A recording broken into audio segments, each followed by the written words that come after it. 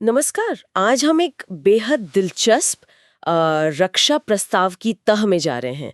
रूस ने भारत को अपने 5th generation Su-57 fighter jet के लिए एक ऐसा ऑफर दिया है जो मतलब सामान्य नहीं है। और इसमें सबसे आप कह सकते हैं चौंकाने वाली बात, रूस विमान का पूरा सोर्स कोड देने को तैयार है। सोर्स कोड समझिए, विमान के सॉफ्टवेयर का वो पूरा ब्लूप्रिंट जिससे सब कुछ कंट्रोल होता है।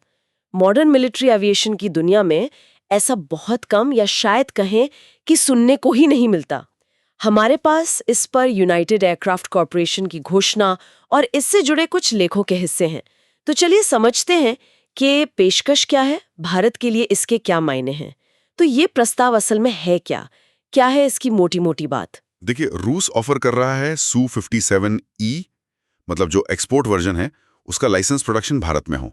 पर यहाँ जो असल चीज है, जो सबसे बड़ी बात है, वो है सोर्स कोड का पूरा ट्रांसफर। पूरा सोर्स कोड? ये तो बहुत बड़ी बात हुई। हाँ, ये भारत को विमान ऑपरेट करने, उसमें अपने हिसाब से बदलाव करने और यहाँ तक कि अपने या किसी और देश के हथियार और एवियोनिक सिस्टम्स लगाने में मतलब अभूतपूर्व आजादी देगा। और ये सोर्स कोड वाली बात सच में ये बहुत बहुत महत्वपूर्ण है। 5वीं पीढ़ी के फाइटर जेट्स का सॉफ्टवेयर वो बहुत ही जटिल और संवेदनशील होता है। कहा जा रहा है कि Su-77 का सॉफ्टवेयर शायद अमेरिकी F-35 या चीनी J-20 जितना कॉम्प्लेक्स ना हो, पर ये पुराने F-22 जैसे विमानों से तो काफी आगे है। तो फिर सोर्स कोड देना तो मतलब ये तो नॉर्मल प्रैक्टिस नहीं है। बिल्कुल नहीं, ये वैश्विक चलन से एकदम हटकर है।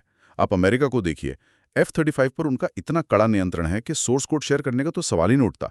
ये दिखाता है कि मॉस्को नई दिल्ली पर कितना गहरा भरोसा करता है या शायद इस साझेदारी को कितना अहमियत दे रहा है। सही। ये सिर्फ विमान बेचना नहीं है, ये तो जैसे टेक्नोलॉजी के मामले में साम्राज्य की चाबियां सौंपने जैसा है। हाँ, और ये बात सिर्फ टेक्नोलॉजी की नहीं है, ये सीधे सीधे आत्मनिर्भर भारत से जुड़ती है ना?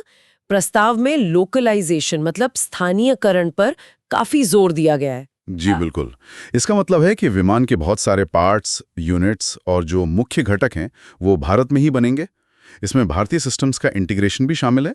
जैसे कौन से सिस्टम्स? जैसे कि वो सुपर 30 अपग्रेड के लिए जो गैन बेस्ड ऐसा रडार बन रहा है वो, और अपना स्वदेशी मिशन कंप्यूटर। इससे भारत के पास जो Su-30 MKI फ्लीट है उसके साथ भी एक सिनर्जी बनी रहेगी। ठीक है, इसके लिए टेक्नोलॉजी ट्रांसफर की भी बात होगी, जाहिर है। महत्वपूर्ण टेक्नोलॉजी ट्रांसफर की बात तो है, लेकिन ये सब निर्भर करेगा कि एक पक्का कॉन्ट्रैक्ट साइन होता है या नहीं, वो देखना होगा। प्रोडक्शन प्लान भी काफी प्रैक्टिकल लग रहा है। HAL मतलब हिंदुस्तान एरोनॉटिक्स लिमिटेड, उनके नासिक प्लांट में लाइसेंस प्रोडक्शन लाइन लगाने का प्रस्ताव है। अच्छा, नासिक में, जहां पहले Su-30 MKI भी बने हैं? हाँ, बिल्कुल वहीं। तो इससे लागत और समय दोनों में बचत हो सकती है। एक्सपीरियंस है उनके पास। लेकिन एक सवाल मन में आता है, क्या HAL वाकई इतनी जल्दी मतलब 3-4 साल में लोकलाइजेशन को पूरी तरह मैच्योर कर पाएगा? पिछले अनुभव देखें तो क्या ये थोड़ा ज्यादा एम्बिशियस टारगेट नहीं लगता? देखिए, ये सवाल बिल्कुल वाजिब है। लोकलाइजेशन और भारतीय सिस्टम्स के इंटीग्रेशन में पूरी तरह से परिपक्वता आने में 3 से 4 साल लगने का अनुमान है। चैलेंजिंग तो होगा, और शायद इसीलिए रूस ने इस बीच की अवधि के लिए सीधे 20-30 तैयार विमान देने का भी प्रस्ताव रखा है। अच्छा, रेडीमेड विमान। हाँ, ताकि जो एयरफोर्स की क्षमता है उसमें कोई कमी ना है जब तक यहाँ प्रोडक्शन पूरी तरह से शुरू ना हो जाए। HAL का पिछला अनुभव मदद जरूर करेगा, लेकिन टेक्नोलॉजी का लेवल काफी अलग है, तो चुनौतियां तो रहेंगी ही। भारत के लिए फायदे तो साफ दिख रहे हैं। मेक इन इंडिया और आत्मनिर्भर भारत को जबरदस्त बूस्ट मिलेगा, न सिर्फ प्रोडक्शन में बल्कि कॉम्प्लेक्स सिस्टम्स को समझने और उनमें मॉडिफिकेशन करने की जो कैपेबिलिटी है वो हासिल होगी। बिल्कुल। और साथ ही ये भारत का जो अपना advanced medium combat aircraft AMCA programme है, उसके लिए एक तरह से इंटरिम सॉल्यूशन भी बन सकता है, और शायद कुछ टेक्निकल इंस्पिरेशन भी मिले। हाँ, हो सकता है। और जाहिर है, वायुसेना की जो कॉम्बैट कैपेबिलिटी है वो तो तुरंत बढ़ेगी। हाल की कुछ घटनाओं ने भी शायद भारत का भरोसा बढ़ाया होगा इसमें। हाँ, लगता तो है। जैसे यूक्रेन में Su-57 के कथित इस्तेमाल की खबरें आई हैं, जिसमें air defence suppression, air to air combat और सटीक ग्राउंड अटैक्स शामिल हैं, ऐसा कहा गया है। तो इससे शायद इसकी क्षमताओं का एक अंदाजा मिला है। और अल्जीरिया इसका पहला एक्सपोर्ट कस्टमर बन भी चुका है। रूस ने एक उन्नत Su-57 M1 वर्जन भी पेश किया है, जिसमें बेहतर स्टेल्थ और नए ज्यादा शक्तिशाली इंजन होने की बात है। प्रोडक्शन कैपेसिटी का क्या रूस वाकई बना पाएगा इतने विमान? रूस अपने कॉम्सोमोल्स्क ऑन अमोर एयरक्राफ्ट प्लांट को एक्सपैंड भी कर रहा है, और पश्चिमी प्रतिबंधों के बावजूद उनका लक्ष्य है 2028 तक 76 विमान अपनी वायुसेना को सौंपने का। तो ये उनकी कमिटमेंट दिखाता है। लेकिन इस पूरे मामले पर एक बड़ा भू राजनीतिक साया भी है ना, अमेरिका का विरोध। हाँ, वो तो है। अमेरिका भारत के रूस के साथ बढ़ते रक्षा संबंधों का मतलब खुलकर तो नहीं पर विरोध करता रहा है, और CATSA जैसे प्रतिबंधों की एक अप्रत्यक्ष धमकी भी रहती है।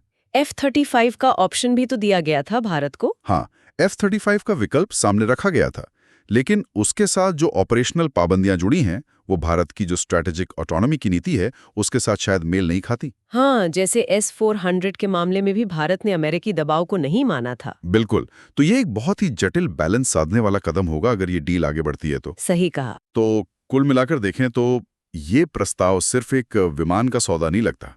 ये भारत रूस रक्षा सहयोग में एक संभावित बड़ा रणनीतिक कदम हो सकता है। सोर्स कोड तक पहुंच भारत को एक ऐसी तकनीकी स्वायत्तता दे सकती है जो उसे शायद ही कहीं और से मिले। ये भारत को अपनी रक्षा क्षमताओं और तकनीकी आत्मनिर्भरता को तेजी से आगे बढ़ाने का एक अनूठा मौका देता है। हालांकि जैसा हमने पहले कहा, ये सब एक पक्के अनुबंध पर हस्ताक्षर होने पर ही निर्भर करेगा। बिल्कुल। और ये हमें एक विचार के साथ छोड़ जाता है। एक तरफ है अंतर्राष्ट्रीय भू राजनीतिक दबाव और दूसरी तरफ भारत के अपने स्वदेशी फाइटर जेट प्रोग्राम्स जैसे AMCA, उनको गति देने की महत्वाकांक्षा। इन दोनों के बीच ये संभावित सौदा क्षेत्रीय शक्ति संतुलन और भारत की भविष्य की रणनीतिक साझेदारियों को किस तरह से नया आकार दे सकता है, ये देखना वाकई दिलचस्प होगा।